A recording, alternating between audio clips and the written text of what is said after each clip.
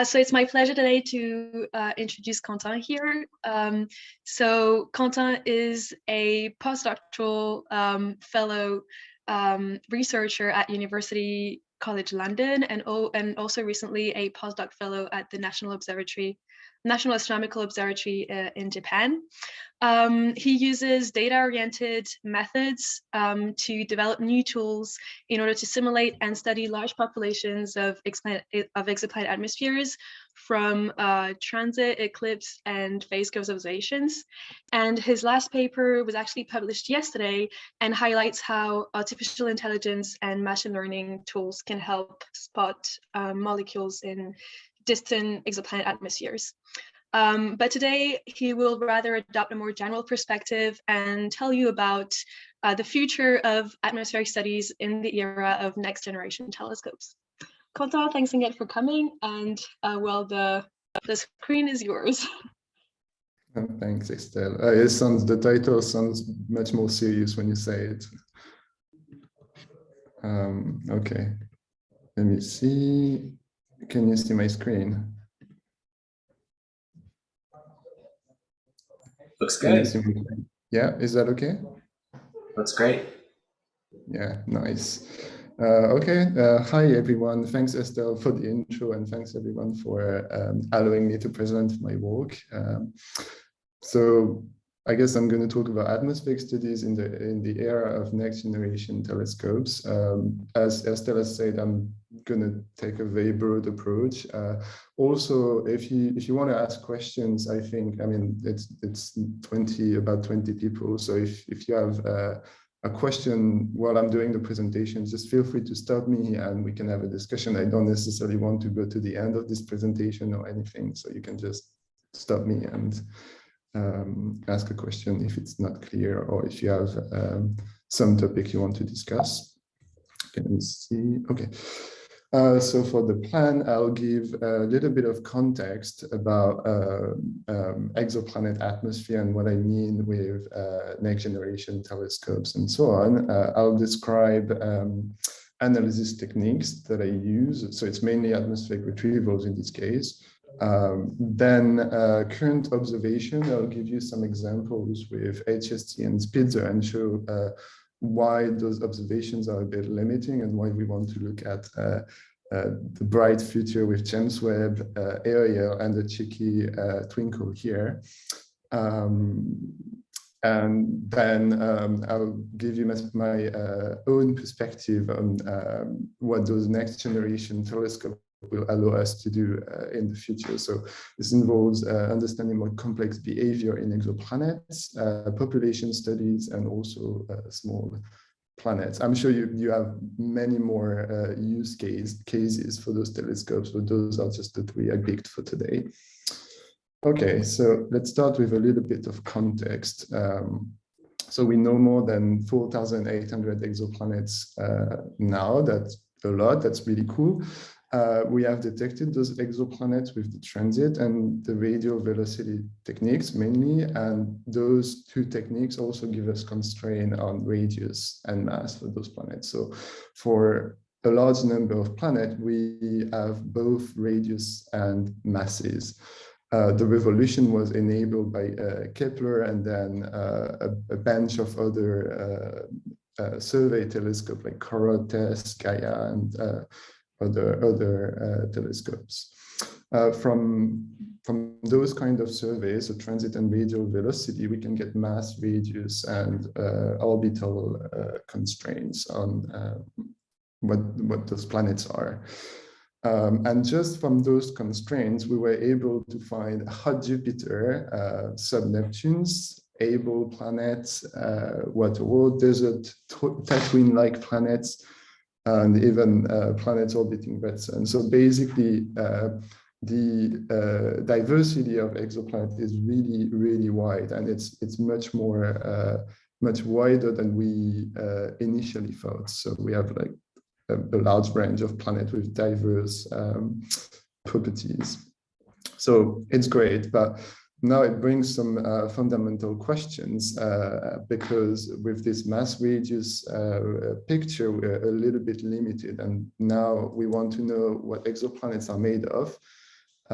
how planets form and evolve and how they compare to solar system planets. Those are just 3 questions. Of course, there are many other questions. And I'll take each of those questions and give my favorite problem in each of those cases. So for example, if we take what exoplanets are made of, my current, and it changes with time, but my current favorite problem with associated with this question is the radius valley. So in this plot from Fulton 2017, we can see that the majority of planets we observe are sub-Neptune or super-Earth, depending on how we want to call them, but they are planets within Earth and Neptune in terms of size. So this is the bulk of the planets we observe, and we can plot their frequency, and we find that they fall into this bimodal distribution, with planet on the left being most likely Earth-like, and planet on the right being more likely Neptune-like. Yeah, but in fact, there are still planets in between, and there is we don't know actually what those planets in between are made of, nor if the transition is very sharp between planet on the left and planet on the right. We suspect that there must be a transition, and this might be driven by either formation processes or by the evolution of the planet. So for example, if the planet loses atmosphere, by stellar irradiation, it would go from maybe the Neptune branch to the Earth branch. But in fact, if we only get mass and radius, we can't constrain what those planets are made of, because it's a degenerate problem. And the same mass radius solution, which gives us a density, can be reproduced with different internal compositions. So if we take iron, a rocky mantle, water, and some hydrogen, helium, or more massive envelope, we can basically create different type of planets. So observing atmospheres in this case would help us disentangle the nature of those exoplanets. So it would be a really great tool for exploring this radius valley. Now, when it comes to how planets form and evolve, so we can see the early stage of the planetary systems as being a disk with an inhomogeneous composition, and the planet will form and evolve in this disk, capturing the materials from the region it's forming and evolving. And then what we do when we observe the atmosphere, we actually observe the late stage of this evolution. So we have the initial stage by observing this, for example, with ALMA, and then the late stage when we observe atmospheres. By linking planetary formation indicators such as metallicity, C/O ratio, N/O ratio, and others indicators, we can maybe hope to understand how planet formation work. And link this early picture with this late stage. So observation of atmosphere can also help us to understand planetary formation mechanisms. Then, as I just said before, the bulk of the planet is in the super sub-Neptune regime, but we don't have that in the solar system. And there are a lot of other question we can ask about the solar system. And when we compare our solar system to exoplanets, we actually find that the solar system is not typical.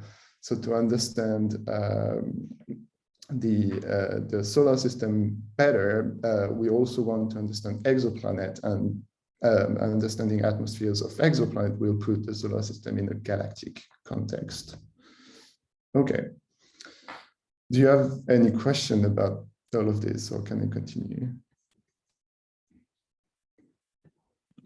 Okay, then, yeah. No, I was going to say, I think you're good to carry on. Okay, cool. Then I'll just describe a little bit the technical use to observe exoplanet atmospheres. So I guess you're all familiar with the classic transit. eclipse, and phase curve. So this is all good. And if we take those observations with a spectrograph, like on the Hubble Space Telescope, then we obtain a time series images, which we can process with different pipelines. So the pipeline I use is Heracles, and it allows to go from this raw images to the extraction of the spectrum. It goes through different steps to extract the uncorrected light curve, then to correct with an internal instrument model, and then does some MCMC fit of the transits to obtain the spectrum. The part I want to focus a little bit more today is on the retrieval part. So when we actually have the spectrum, how do we extract information from it? To do that, I use the Torx code. Okay, so to explain this atmospheric retrieval part, we can see the problem as being the following. So the forward model is relatively easy to make. We can, from certain input parameters, so let's say star radius, planet radius, mass, if we have a description of the temperature profile and the chemistry, then we can pass that into a forward model and obtain a spectrum for transit or eclipse or the phase curve. But this is a nonlinear process. Going from the spectrum to the input parameter is really hard. And this is what we're interested in here, because of the telescope, we get the spectrum, we don't get the input parameters directly. So to do this, we perform a fitting with a Bayesian framework that is called Torx 3. And it's basically a brute force approach. We do a simple forward model, obtain a spectrum, then compare with the observed spectrum from our telescope. If it's good, great. If it's not good, we update the parameters following some bounds and do it again.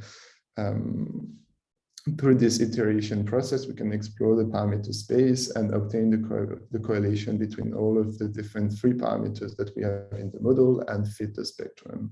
We get retrieve parameters and posteriors.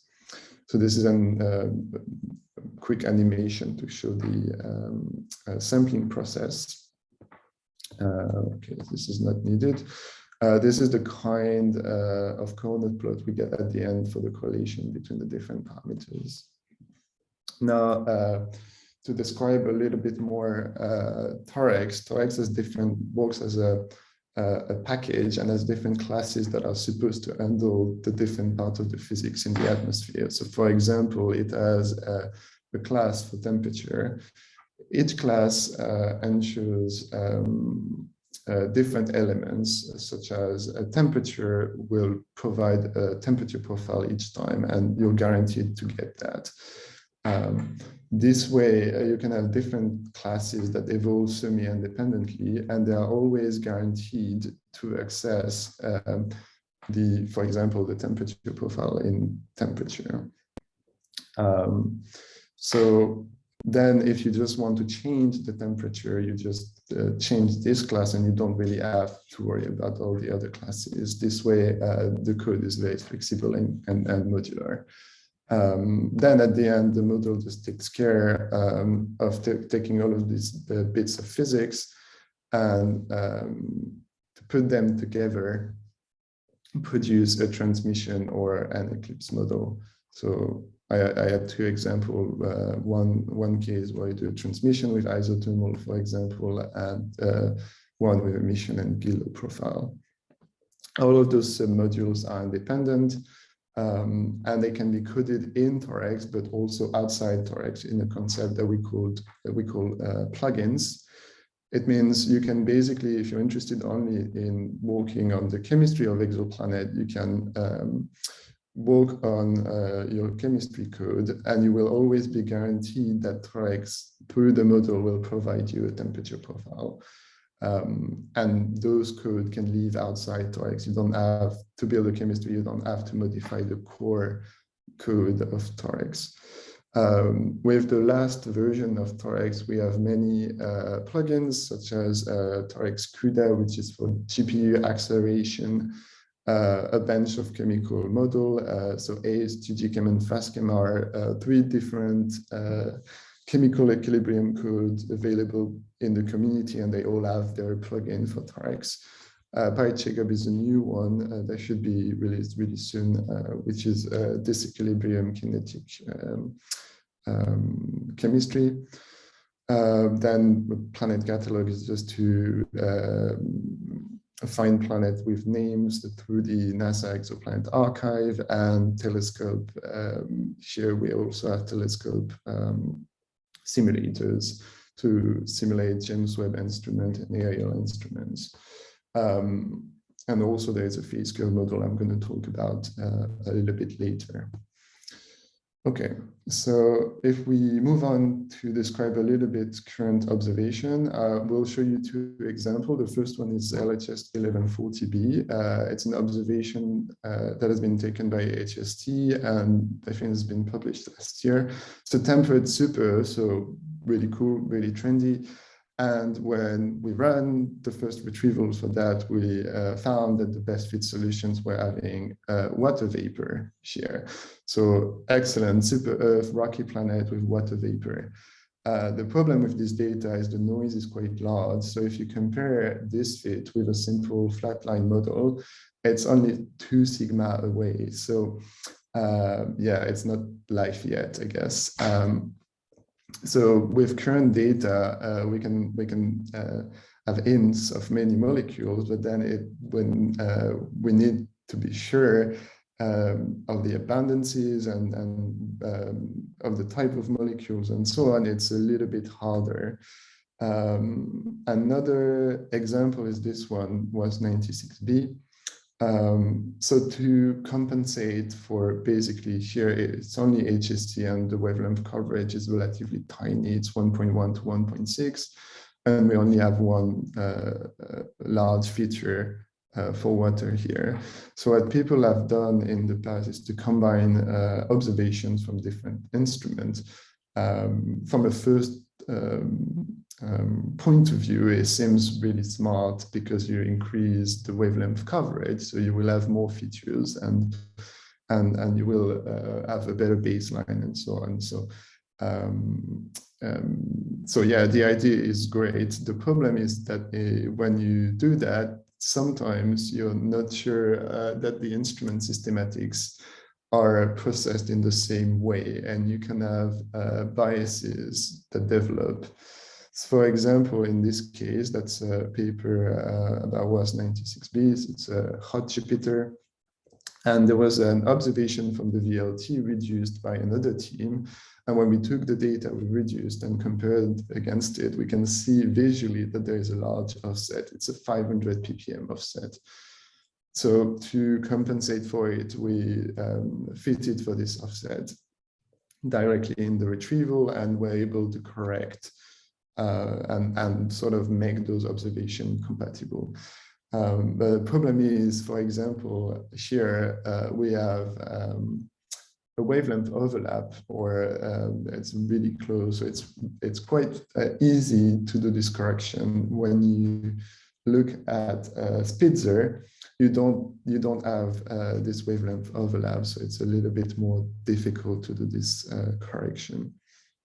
Also, we simply fit a flat line, but there is no basis for this flat line to be the correct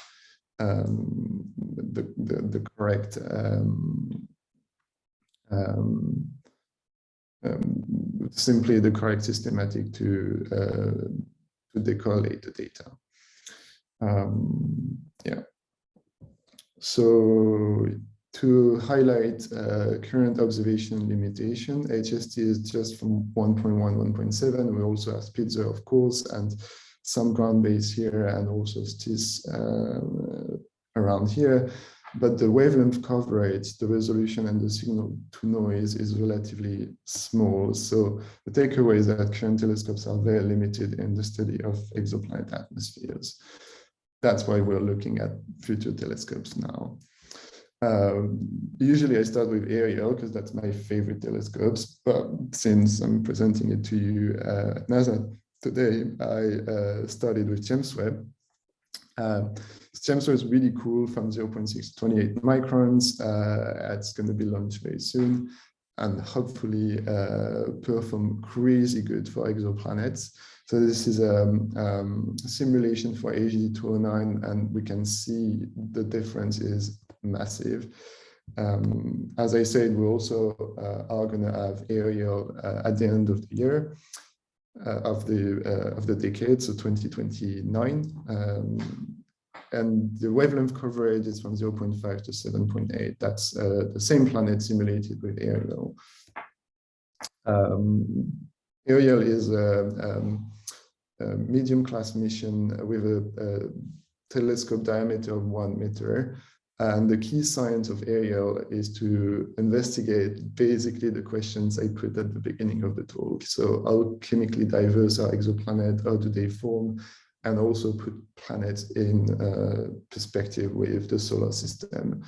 The cool thing about Ariel is that this is dedicated to exoplanets. So it can observe, or the plan is to observe about 1,000 exoplanet atmospheres. So really, it's going to be nice for population studies. This is an example of the Ariel mission reference sample. It's just to give an idea of the type of planet Ariel is going to look at. There are 3 different tiers. Those tiers corresponds to the quality of the data that is going to be acquired. Tier 1 is just a relatively low resolution, a quick look at the planet just to see if it's interesting. And then for the most interesting, we'll have them in tier 2. And then for the very, very interesting ones, they're going to have the right to get into the tier 3. So as you can see, the parameter spaces that is covered is from the rocky small planets to the very large planets. With temperatures ranging from temperate to ultra hot. So really, it's going to sample the entire parameter space and allow us to draw large conclusions on the population of exoplanets. Okay, so for this part, I want to talk to you about 3 different things I think will be enabled by next generation telescopes. The first one is it's related to the increase in model complexity, or the information content we'll be able to capture from next generation telescopes. The second one is population studies, and then also because James Webb is going to look at small planets, we'll find a lot of nice things about those planets. Okay, let's start with some complex model. I will show you a few slides on 3D processes and how they bias observations today, and what we can do in the future, or what we have to do in the future to at the same time understand the dynamics and how planets are behaving in a 3D setup. So first of all, a very generic statement, which is that planets are not 1D. There are a lot of work that have shown that. So for example, Parmentier et al. 2018 has done GCM simulations showing that really the structure of planet is not 1D. There is a hot day-side, day to night, there is a large day-night contrast, sometimes more than 1,000 Kelvin, and this induces very different chemistries. The planet WAS43b was also studied by Erwin et al. In 2020. Same conclusion, the chemistry and the thermal profile is very is not homogeneous in those planets. An interesting paper from Beno et al. Has also shown that the chemistry depends on the model that we use on those 3D and the chemical processes that we include in the model. So she's compared equilibrium chemistry with disequilibrium chemistry, and we can see, for example, here for CH4, that two very different atmospheres can develop depending on whether we assume equilibrium or disequilibrium chemistry. So it also goes into the increasing in model complexity that we will need to do in the future to analyze James Webb and Ariel data. The same conclusion was reached in Drummond et al. 2020 as well, and in a large number of studies focusing on clouds sometimes, or even like small planet like the Trappists.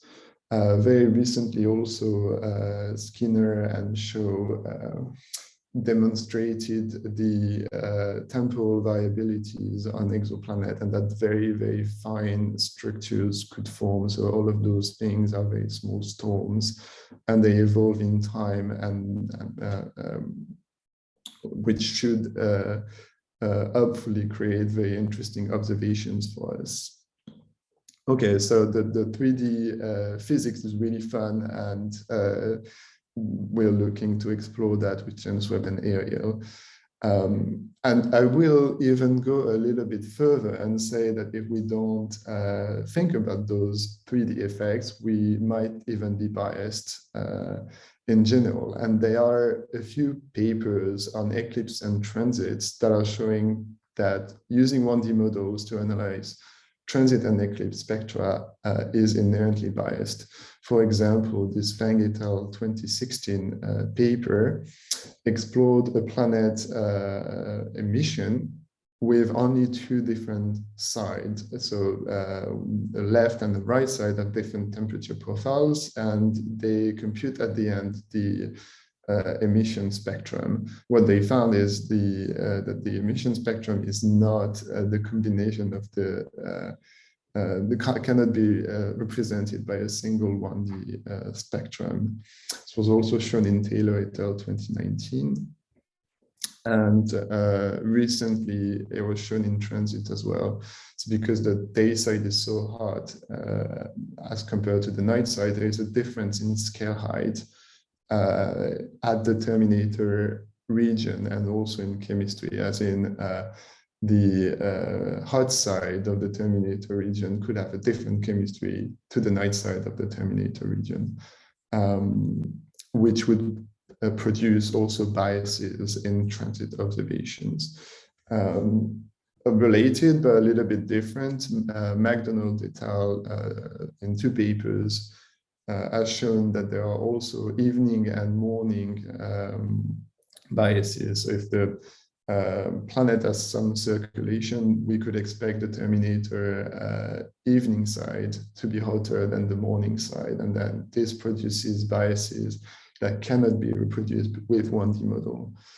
And in this last paper, the transit observations with HST were compared with the predicted equilibrium chemistry for a large number of planets, and there is a bias in the retrieval for the temperature. We find that the temperature, the retrieve temperature of all of those planets is lower than the equilibrium temperature, which might be one signature of those biases. So 3D processes can bias 1D retrieval, 1D results. So to solve that, we need to understand a little bit more about the 3D, how the planet behave in 3D, and how to analyze those planets. So phase curve data is a very good technique to obtain 3D constraints about a planet, and it was done in 2014 and 2017 by Stevenson et al., where they analyzed the emission spectrum of WAS43b as a function of phase. So it's the animation you can see here. So the planet rotates around the star, And we see alternatively day side and night side, which leads to different emissions. They perform atmospheric retrievals on this data, so they had 15 spectra, but they performed 15 different retrievals, which means they did 1D retrieval at each single of the phases they had.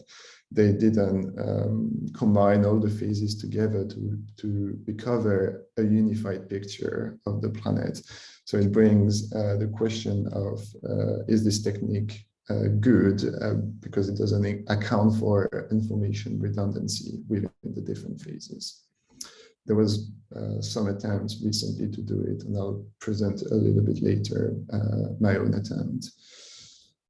So yeah, phase curve data today is not exploited as a whole, and if we want to analyze James Webb data in the next few years, we need to develop phase curve retrieval techniques. Full information content is not yet fully exploited. Okay, to sum up this issue with the 3D aspect of Exoplanet, we'd like to do 3D physics because it's very cool.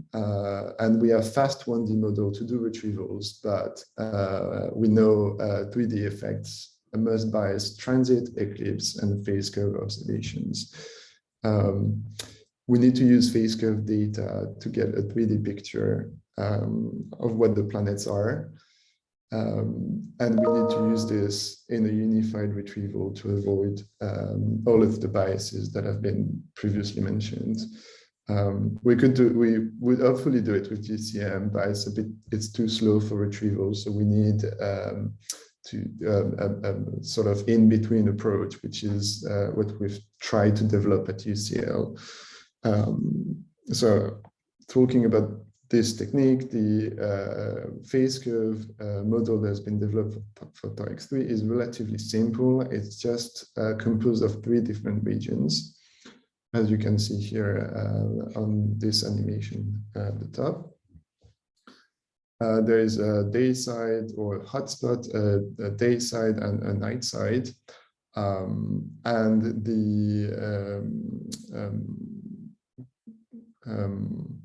the different regions have homogeneous properties in terms of chemistry, thermal profiles, and clouds. It's a huge assumption, but it's good enough to do some preliminary tests. Yeah. So we've tested this type of model with aerial data. Here, I present you a phase curve of WASP 43b. The input model is the phase curve model I was just describing to you before. And on top of it, an instrument simulator for aerial was used to show how the error bar looks like for this kind of observation. The input values were inspired from Stevenson et al. And we used, of course, the Torx 3 framework with the phase curve model. This corresponds to 4 full orbits, which we could achieve with aerial. Yeah, so as I said, the input model is the same as the retrieval. And for the retrieval, we performed the retrieval on the 3 different regions individually, which means the thermal profiles are not coupled. They are free to evolve independently in the 3 regions, and same for the chemistry. So we have 3 molecules, H2O, CH4, and CO here. This type of model can provide a semi-3D picture, as seen on the right here. We can retrieve, so on the dashed line is the input and the solid line is the retrieved value.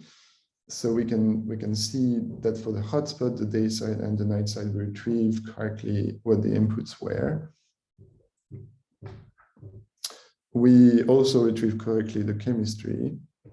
So for all of the 3 species, and we can also infer the geometry of the planet by this delta parameter here. This is basically the hotspot offset that is fitted directly from the spectroscopic observations. This type of retrievals only takes a few hours, because the model is really fast, it's only computing the radiative transfer on 3 regions. It's a huge benefit for this type of mixed approach as compared to both 1D and GCM type. I also have an example with the James Webb phase curve of the same planet. This time, to show you the flexibility of the model, I've used equilibrium chemistry and coupled the parameters between the different regions. It means the metallicity and the C2 ratio is conserved between the hotspot, the day side, and the night side. The chemical profiles themselves can change because the temperature is different in those 3 regions, but the metallicity C2 ratio are conserved.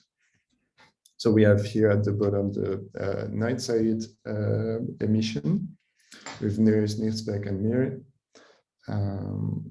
And here we have the eclipse.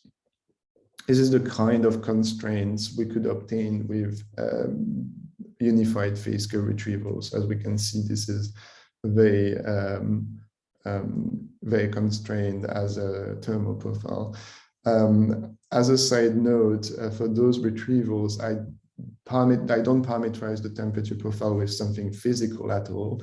I don't use a Gillow profile or anything like this. This is purely free thermal profile, and there is actually a point of temperature being retrieved for each pressure scale. So there is 1 at 10 to the 5, 1 at 10 to the 4, 1 at 10 to the 3, and it's retrieved independently.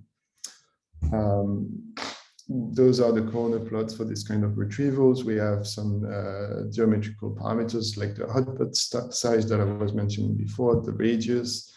Those are the free temperature parameters, and metallicity and C2 ratio, which are the same for the entire atmosphere. This is the kind of constraint we get for the chemistry of H2O, CH4, CO, and CO2. We get those for the different regions, so hotspot, day side, and night side again. Okay. Now, to give you that this actually, to show you an example on real data, because we actually have phase curves for WAS 43b and WAS 103. So I've chosen WAS 103 here. It's a ultra hot Jupiter that was studied in Krayberg et al. 2018. The phase curve contains HST, combines HST and Spitzer data.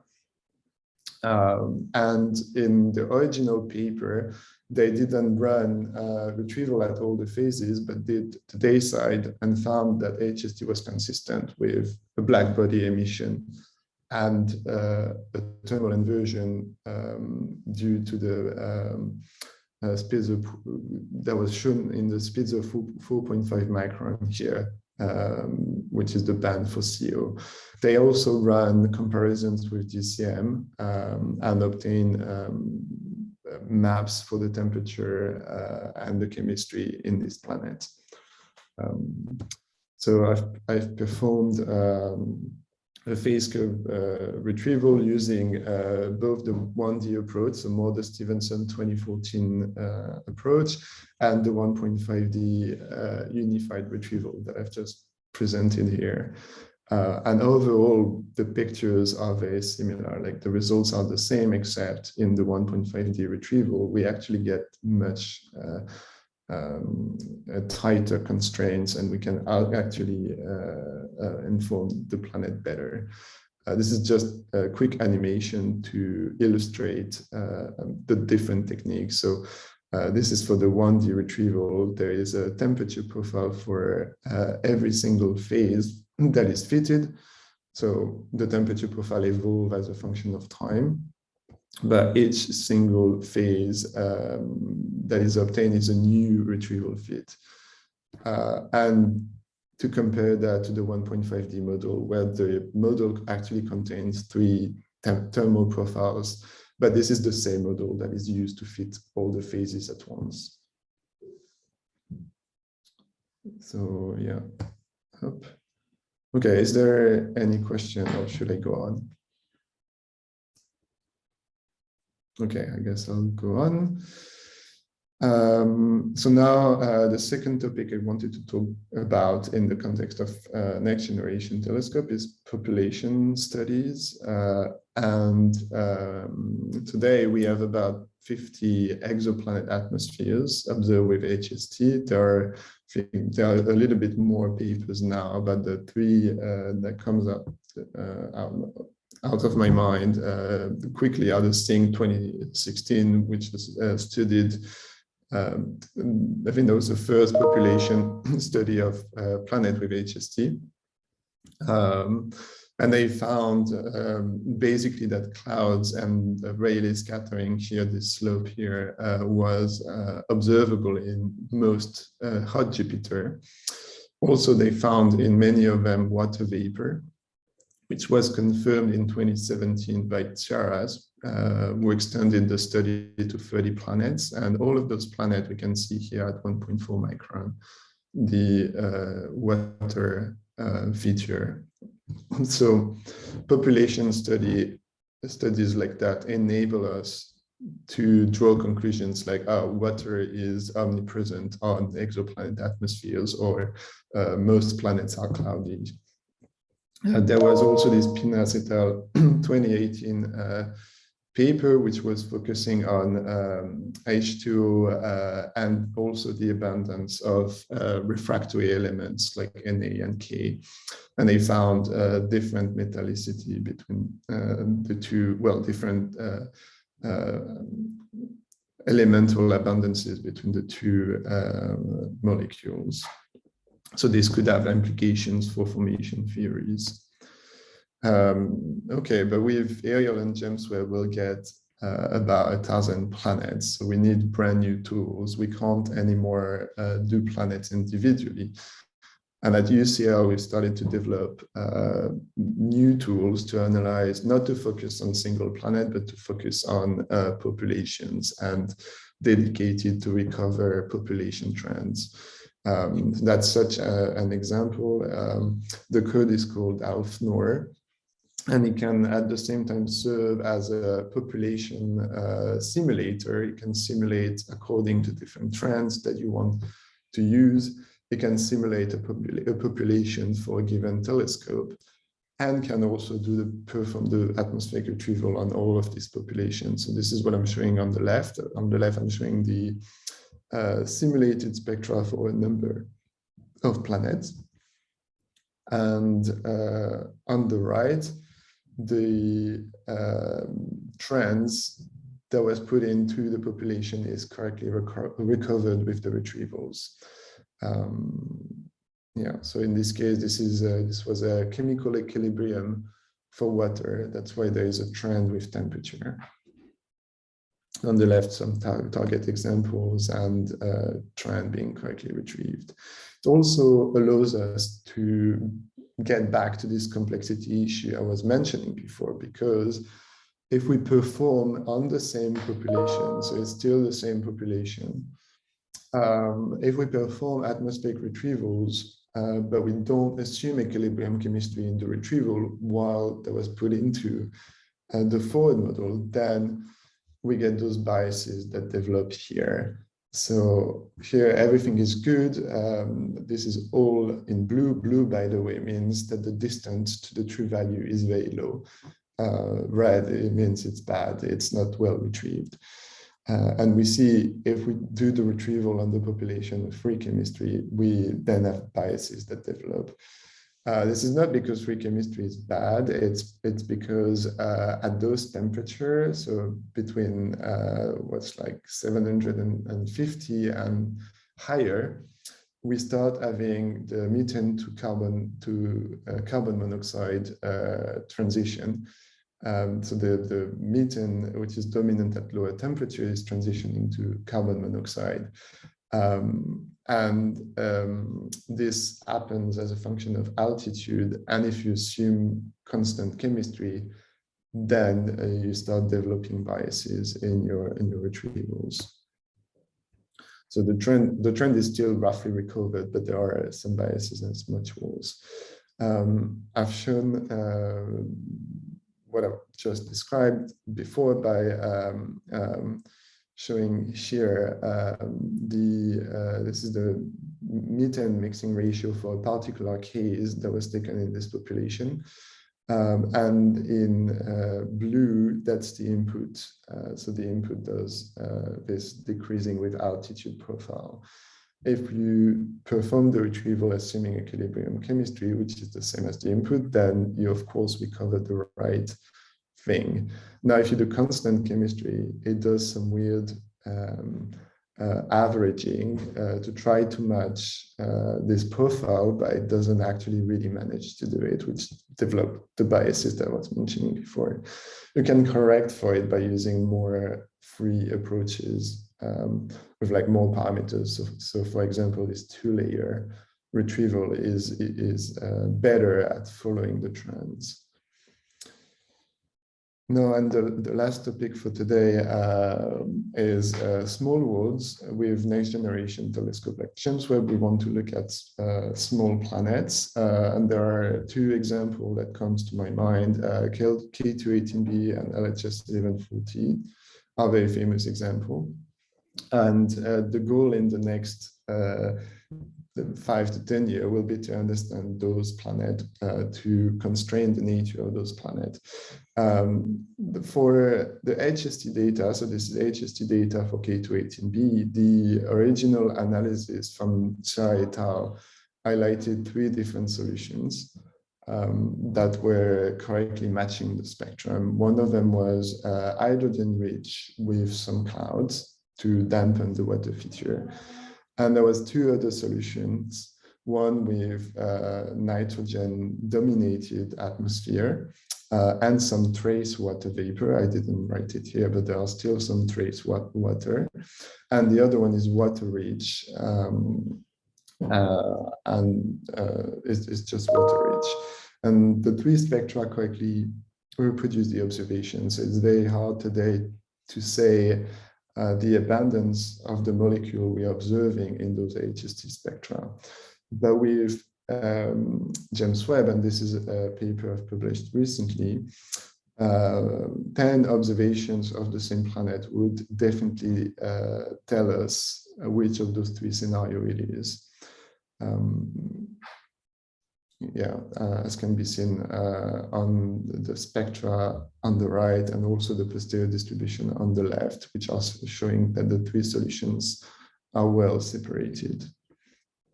Now, with LHS 40b, it's the same, and we have simulated different cases for this planet, like an hydrogen rich case, which is very unlikely given the size of the planet. And we also simulated water-dominated, nitrogen-dominated, and carbon-rich cases. And what we can see is that even with James Webb capabilities, it will be hard to distinguish the different constituents if it's not hydrogen-dominated. We've shown a waiver that I think this was for 2 observations or 3 observations with James Webb, that we can still have an idea of what the main components are. So this is shown on this posteriors on the right. And now my favorite example is of a small planet is 55 Cancri. It's a hot, rocky exoplanet. The planet is so close to the star that the dayside temperatures are really high, and this completely melts the surface. So the magma leaks molecules into the atmosphere, potentially contaminating the atmospheric signal. So this was a work by Ito et al. In 2021. But for this kind of planet, because the magma directly changes the atmospheric composition, if we are able to observe the atmospheric composition, we can then trace that back to what the magma composition is. And then from the magma composition, we can hopefully link to how the planet formed. So on the on the spectrum plot on the left, there are 3 cases for the magma, so mineral atmosphere, hydrogen-rich atmosphere, water-rich atmosphere, and the spectral features are different. So there is, with this kind of hot rocky exoplanet, there's a link between atmosphere, chemistry, interior, and planetary formation. And to conclude on this presentation, I would say that current observations are still very limited. We can infer already a lot of things, but we'd like to do more. And with James Webb and Ariel in the next decade, we'll be able to answer fundamental questions regarding the dynamics of planets, planetary formation, and also the nature of small planets. There are many challenges, and the model are not yet fully ready, but hopefully we can get there. And I'll stop there and take any questions. Thank you very much, Quentin. That was a very general overview. I mean, a very wide overview of everything that's going on. So while people gather up any question that they might have, I do have a question that I could ask. Sorry for my bad cold. So you showed that for K218b, basically the James Webb would be able to distinguish the scenario only if it's a hydrogen-dominated atmosphere. Do you think it's a trend that will hold for most smaller planets like K218b, or do you think that it's very specific to this case? Do you mean this one for K218b? So I think for K218b, if my understanding is correct, in all of those simulations, all of those direct retrievals that were done by Charles et al. And also further studies later, there must be some proportion of hydrogen still, so like at least 60% or something like that. So in this case, we're not really in a fully secondary case, and K218b is actually a very good planet to observe, as we can see here. I think what your question is more related about is for like the smaller rocky planets where you think it's going to really be secondary, and I think it's going to be really hard. I think the TRAPPIST, for example, people are going crazy about the TRAPPIST, and for good reasons, but it's going to be very hard if those atmospheres are secondary. A lot of transits are going to be needed, but yeah. Thank you. Any question from the audience?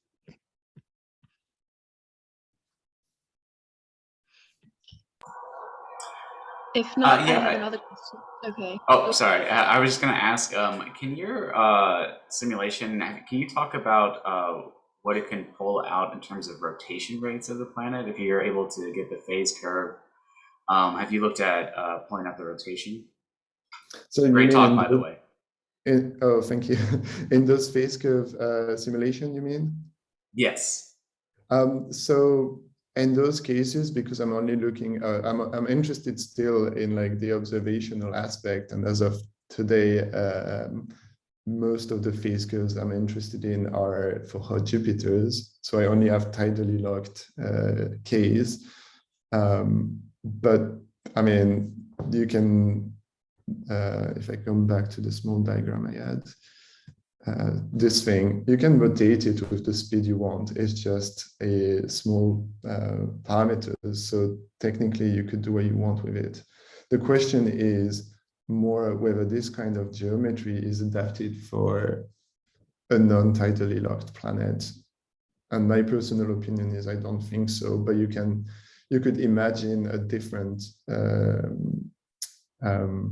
discretization of the planet regions that is not probably this one, and then rotate the planet with a different angular speed.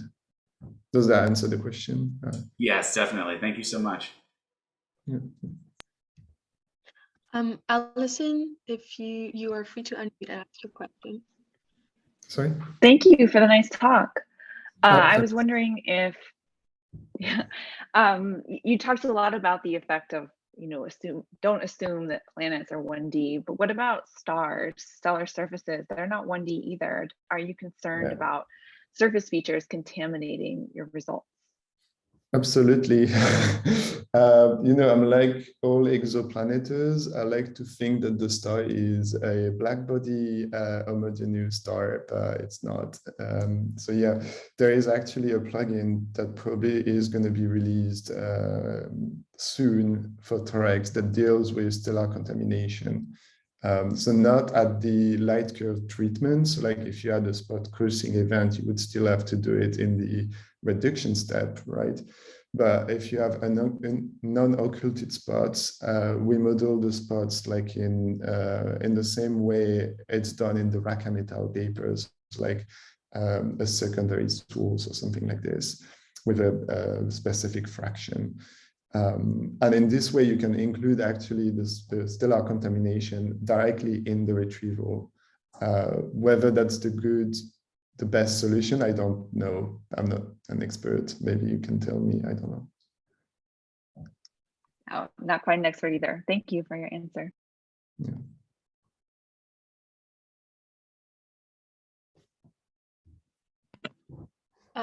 Any other question? I'll stop sharing maybe. I have a more general question. In your opinion, what will be the advantage of having Ariel and GEMS-Webb together? Do you think that we'll be able to have redundant information, that we'll be able to like do like insightful comparisons, or that it will be more the fact that they're able to observe different targets that we will take advantage of? Or what do you think will be the main It would thing? be crazy in terms of synergy to have both at the same time, because Ariel is actually, I mean, it's only a 1 meter telescope, but it's been designed to do only exoplanets. So it's quite good at doing transits and eclipse for those hot Jupiter and so on. With, for example, AHD 209 is extremely good with a single transit. Same for Westwood, it will be all of those hot Jupiter are very, very good target for Ariel. So if you had both at the same time, maybe those kind of targets, you would want to do them with Ariel first. And then if you find something super interesting and you really want to focus, I don't know, on the line shapes of the individual features or something, you could go for GEMS-Webb, but then you could like sort of save the time of GEMS-Webb to do more in-depth studies of individual cases, for example. Like instead of going for 3 LHS 1140B with a single instrument, you would go for like 6 with 2 instead, by saving on the hot Jupiter you don't have to observe with GEMS-Webb at this point. But then I'm not the one scheduling Ariel and I'm not the one scheduling GEMS-Webb. So Thank you. Thomas? Yeah, hi Quentin, great talk. Do you have an idea of the expected noise floor for Ariel instruments? I think there is a 30 ppm noise floor, if I remember correctly. It's in the, you can type Mugnai et al. I can write the paper. It must be 2020, I think. Okay. It's included in the radiometric model that I'm using here. So, and the radiometric model definition is this paper, so it must be in there. Okay, thank you. Yeah, you're welcome. Is any last question? Otherwise, thank you again, Quentin, for the very nice talk. And thank you everyone for attending. That was really great. The recording will be available somewhere on the website. And yes, thank you again. Thanks. Clap, clap. Okay. Bye guys, see you. Thanks everyone. Bye.